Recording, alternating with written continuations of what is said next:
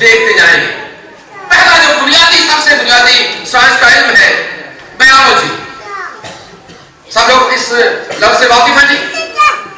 Biology को जानते हैं बच्चों? बायोलॉजी क्या है जी? जिंदगी का इल्म।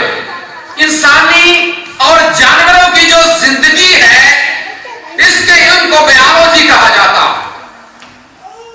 अब बायोलॉजी की तालीम के मुताबिक, चूंकि इंसानी जानदारों का इल्म है, और ये सिखाती है कि जब तक दो इंसानों का आपस में संबंध ना हो, अगली नस्ल पैदा नहीं हो सकती।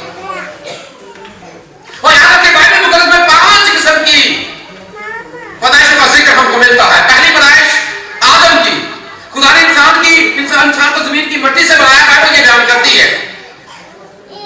उसके नजरों में जिंदगी का दम फूका तो इंसान जीती जान, ये पहली किस्म है। आदम की सूरत में हमें पहली पैदाइश नजर आती है। फिर उसके बाद जब खुदा ने देखा कि आदम का अकेला रहना अच्छा नहीं है, तो फिर खुदा ने आदम पर नींद भेजी, उसका ऑपरेशन किया, हड्डियों में से हड्डी लेकर माई हवा बना दी। दूसरी किस्म की पैदाइश है। और तीसरी पैदाइश यह है, खुदा ने उनसे कहा क्या तुम जमीन को मामूरो, महकूम करो। फिर उनके मिलाप से कायन, हाबल, सेत और फिर अगली जो नस्ल इंसानी है वो पैदा हुई। चौथी पैदाइश जिसके बारे में बाइबल बयान करती है, वो यीशु मसीह की पैदाइश है। कमानी से बाइबल ये बयान करती है कि उसकी पैदाइश कमानी से हुई। और पांचवी जो पैदाइश है वो नई पैदाइश का नाम हम उसको देते हैं, और ये उस वक्त होती है जब हम यीशु मसीह को अपना शख्सी नजात हिंदा दिल से कबूल कर लेते हैं।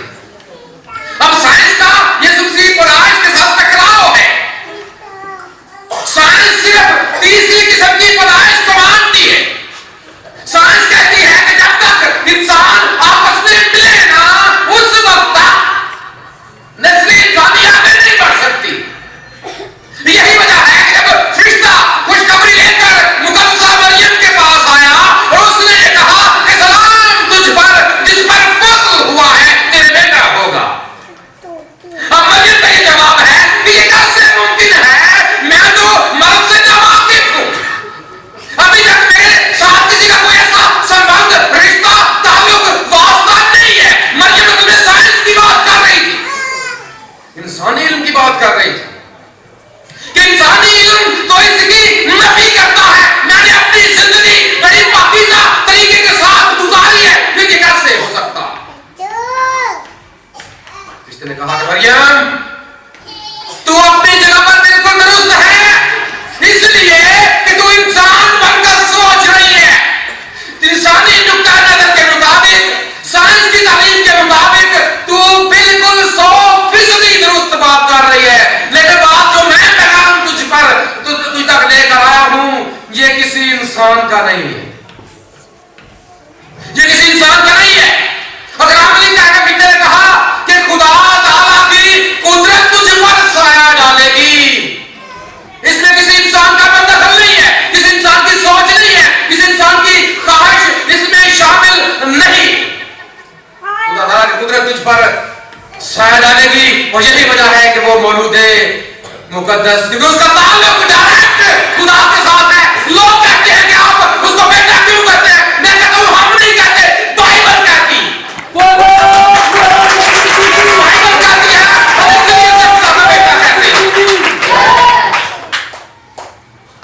अब अगर बाइबल से हम इनकार करें तभी हम बेटे से इनकार कर सकते हैं।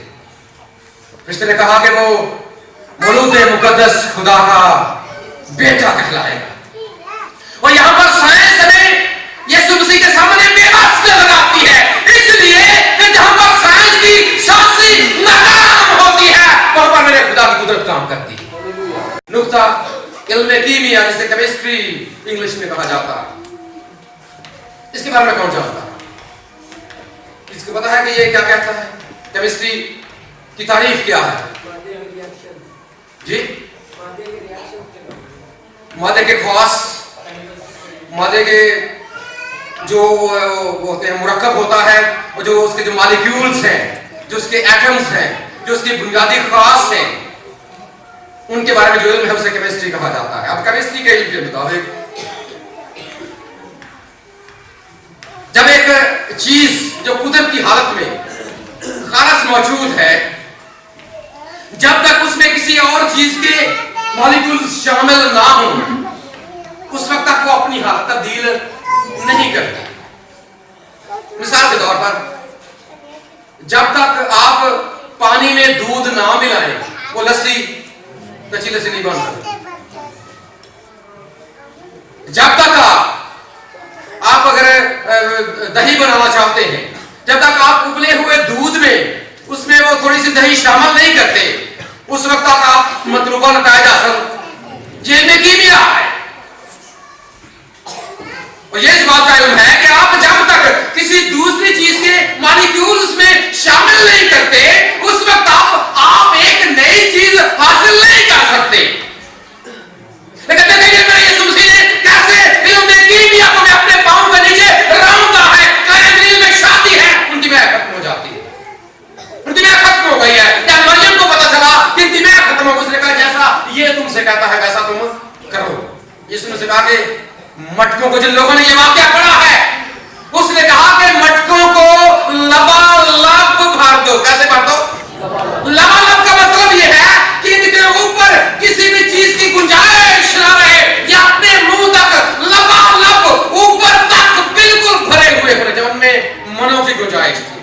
जब उन्होंने भर दिया, उसने कहा इसमें से लो, जाकर मेरे मजलिस को दो, जो तुम्हारा वीवीआईपी शख्स है, जो तुम्हारा सबसे आला मेहमान है, जो इस मजलिस का सबसे बड़ा अमीर है, उसको जाकर पेश करो।